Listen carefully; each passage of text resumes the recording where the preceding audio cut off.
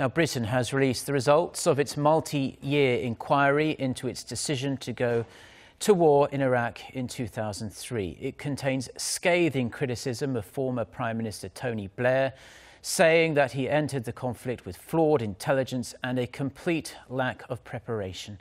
Hwang Hojun reports. The results of Britain's 7-year investigation into the Iraq War, published Wednesday, has found the UK's decision to enter the 6-year war in Iraq that left at least 150,000 civilians and about 5,000 soldiers, including 179 British soldiers, dead, was a mistake. It also says there was no evidence to support the theory that Iraq possessed weapons of mass destruction. The UK went into the conflict before the peaceful options for disarmament had been exhausted, and that the UK's planning for the war was wholly inadequate.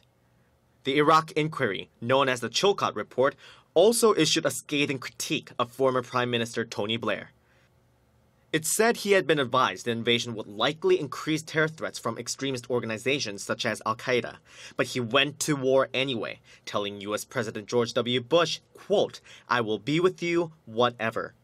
In his statement responding to the criticism, Blair apologized for the consequences of his decision, but also defended it. And again, I accept full responsibility for these points of criticism, even where I do not fully agree with them. His statement did little to appease families of the fallen. It's just Tony Blair. There's a lot of others involved, so we can't just pin it on one, but I'm angry at them all.